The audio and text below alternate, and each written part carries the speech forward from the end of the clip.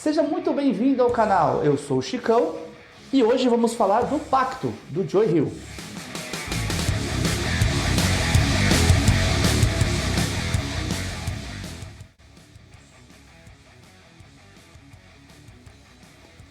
Acabei de fechar mais um livro, O Pacto, do Joe Hill. Cada vez que a gente abre a primeira página de um livro, a gente está iniciando uma viagem, uma jornada. E quando a gente fecha esse livro, é como se você estivesse voltando dessa viagem, trazendo consigo várias histórias para contar, várias histórias dessa viagem. E foi assim que eu senti com o Pacto, do Joe Hill. Bom, de início, vamos falar um pouco sobre Joe Hill. Na verdade, Joe Hill é Joseph Hinstall King, filho de Tabitha e Stephen King. Sim, Joe Hill é filho do Stephen King. Quando ele publicou sua primeira obra, ele usou o pseudônimo de Joe Hill. Joe Hill é um compositor sueco. Ele não quis a comparação com o nome King do pai, não quis trazer o nome King do pai, mas ele usou o pseudônimo de Joe Hill. Ele usou o pseudônimo de Joe Hill e ele assinou a obra dele com esse pseudônimo de Joe Hill. Com certeza, ele tem a sua diferença na escrita, ele tem o seu legado, já tem 9 livros ou mais publicados. E hoje vamos falar um pouco sobre esse livro, O Pacto. Eu acabei de terminar ele, então vou trazer algumas impressões que eu tive com o livro, o que eu senti, o que foi bom, o que não foi bom, por que eu indico para vocês o livro. E é claro, sem spoiler, sem contar nada assim revelador do livro, né? Vou fazer meio por cima, mas falando os pontos positivos e o que eu achei interessante no livro, o que eu não achei, qual foram as minhas impressões desse que é o terceiro livro do Joe Hill, publicado em 2010, trazido aqui pelo Brasil pela Arqueiro, a editora Arqueiro. E vamos falar um pouquinho sobre esse livro. Nesse livro, somos apresentados a várias camadas. Nele tem um assassinato, mas não é um livro sobre uma investigação em si. Nele temos um romance, mas não é um livro de romance. Nele temos uma jornada de amigos, mas não se trata de uma jornada de amigos. No Pacto somos apresentados a uma história de amizade, de traição, de vingança, de ódio e de tudo o que o ser humano tem de pior para apresentar. Nele somos apresentados ao Ig, Ignatius Peresh. Ele é um rapaz simples, frequenta a igreja e na infância ele conhece o amor da sua vida. Na infância ele conhece Mary Williams e essa moça é o amor da vida dele. Bom, a história toda começa a desandar, vamos dizer assim, a partir do momento que a Mary ela é violentada e assassinada.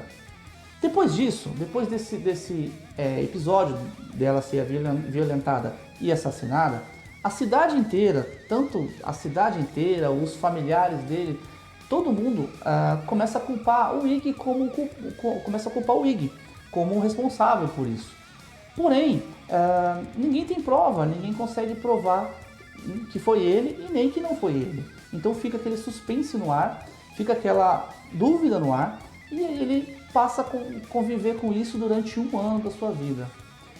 Após 1 ano da sua vida, um fenômeno acontece com ele, que eu vou falar mais pra frente do vídeo, que ele começa a ter uma maldição, vamos dizer assim.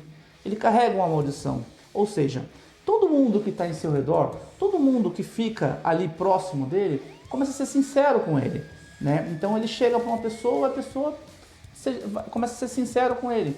Então começa a falar que ele é um assassino, que ele matou a própria menina, como ele pôde fazer isso. Então as pessoas começam a ter uma sinceridade com ele. E além disso, ele também consegue saber todos os segredos daquela pessoa, os segredos mais íntimos que essa pessoa tenha, o segredo mais obscuro que essa pessoa tenha. Então ele carrega essa maldição. E através dessa maldição, ele vai descobrir tudo o que aconteceu com Mary naquele dia.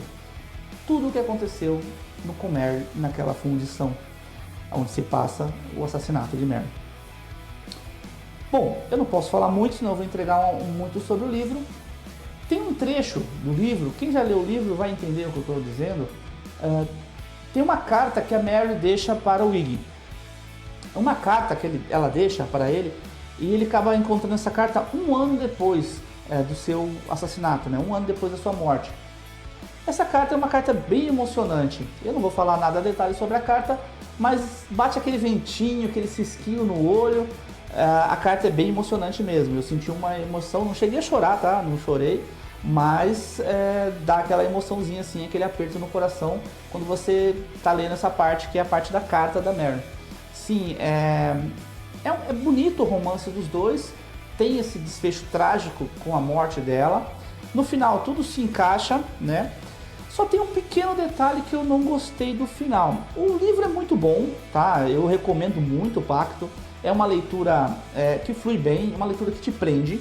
O Joe Hill, ele escreve com riquezas de detalhe, bem puxado para o Stephen King, né? Não queria falar muito de Stephen King nesse vídeo, mas sim, ele é filho do Stephen King, ele tem uma escola, ele tem uma...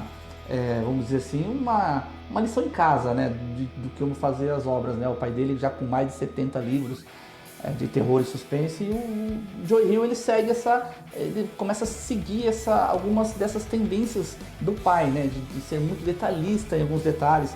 Os personagens são muito bem trabalhados, né, tanto os amigos, né, do Iggy, a própria Mary mesmo, quando ela demora para entrar no livro, na trama, na história, mas quando ela já entra com um background ali já de história já, então ela já entra já com um carisma, né? Você já pega um carisma, já tem um carisma pela essa personagem, né? Você já entra dentro da história com o carisma dessa personagem. Então é um livro que você quer ler ele constantemente, né? Porém tem um detalhe, quando começa essa aqui, por isso que eu falei lá no começo do vídeo que eu ia falar sobre isso mais pra frente. Não é um spoiler, tá, gente? Então pode ficar tranquilo. Tem uma adaptação desse livro de 2014 com Daniel Radcliffe, né, o famoso Harry Potter, né? A outra capa, né? A outra capa que não é essa aqui, uma outra capa é a capa do filme, né? Então tem ele na capa com o chifre. E sim, ele acorda, né? O livro começa ele acordando com os chifres. O que faz esse fenômeno nele de ele ter essa interação com as pessoas ser sincero com ele, é o chifre. Então é explicado que é o chifre que faz isso, essa interação com o pessoal. Porém, quando as pessoas olham para ele e vê o chifre, acha uma coisa natural. Não que acha uma coisa natural, mas o chifre faz com que as pessoas sintam que aquilo ali é natural. Que aquilo ali não tem nada de absurdo, entendeu? Como se ter chifre fosse uma coisa natural, que todo mundo acordasse de repente com chifre. Desse chifre mesmo, né? Não é do outro chifre que a gente tá acostumado a falar por aí, né? Mas do chifre mesmo em si, o próprio chifre mesmo, né? Então as pessoas agem natural com ele, como se aquilo ali não fosse. As pessoas até relatam que virou as costas e esqueceu de tudo que aconteceu, né? Da conversa que tiveram e tudo mais, né? Então é isso.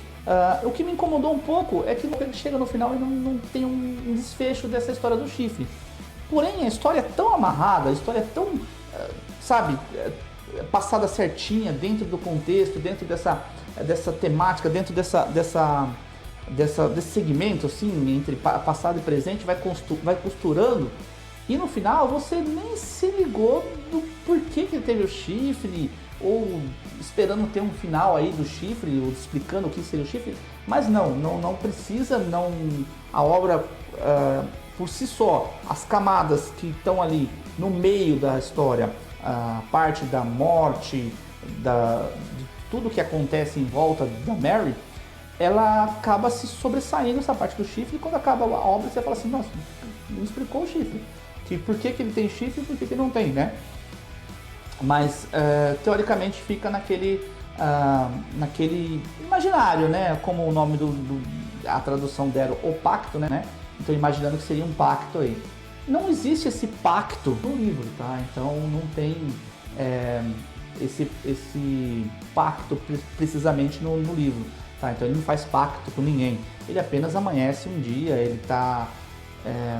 como eu disse, ele tem um ano ruim, né? Esse ano após a morte de Mary.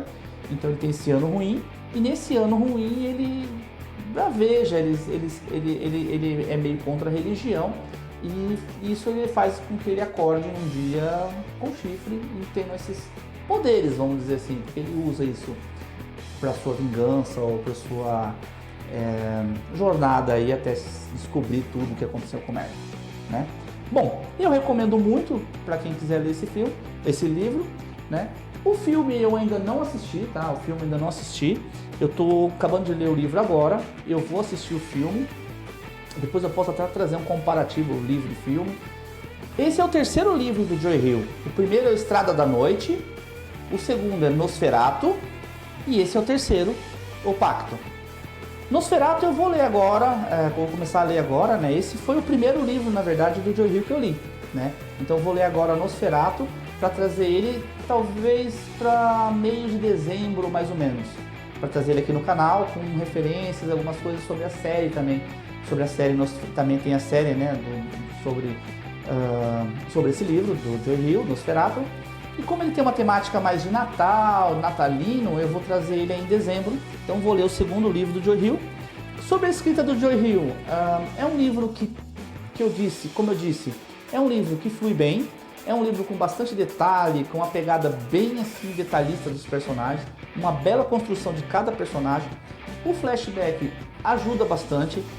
Ele só é um pouquinho confuso, se você lê muito rápido, você não sabe mais ou menos contextualizar se está muito lá no passado, se está, né? Então tem assim umas idas e vindas assim do flashback que se você não prestar atenção, se você lê muito rápido, você acaba perdendo esse detalhe. Eu li muito devagar, né? Eu estou com uma leitura mais... demorei um pouquinho para ler, eu confesso, não pelo livro, mas pela minha leitura mesmo, pelo que eu estou lendo ultimamente, né? Eu estou com um trabalho aí de trazer um vídeo para vocês também do Edgar Allan Poe, né? Eu quero fazer uma semana de Edgar Allan Poe, então estou relendo alguns contos, lendo alguns que eu não li, relendo outros que eu já li, então eu estou nessa de ler várias coisas ao mesmo tempo, então eu demorei um pouquinho para ler. Mesmo assim foi uma leitura que eu queria ler toda hora que eu tinha um tempinho, eu falei assim, vou pegar um pouquinho. Então é uma leitura que te prende ali, né?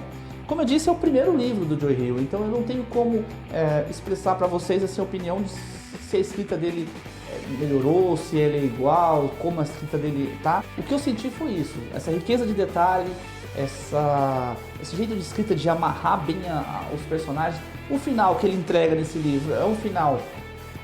partes eu gostei, porque teve a ação, teve todo o desfecho da história mesmo em si, né? Com um final até que foi legal pelo que foi caminhando, um final muito bom, né?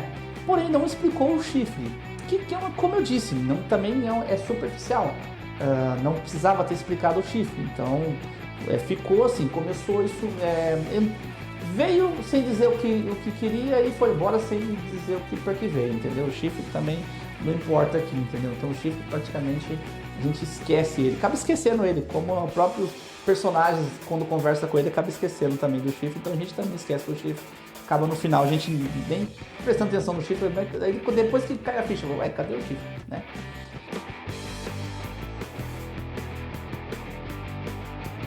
Então era isso que eu tinha que trazer para vocês, a minha experiência de ter lido o primeiro livro do Joe Hill. Eu vou trazer uma comparação entre o livro e o filme.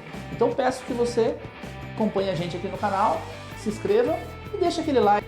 Espero que você que já leu, deixe no comentário o que você achou do livro. Vamos bater um papo aí no comentário, né, sobre o livro. Se você não leu ainda, qual é a expectativa para ler esse livro? O que vocês acham que vocês vão encontrar nesse livro? E deixa no comentário que a gente troca aquela ideia nos comentários. Desde já um abraço e até mais.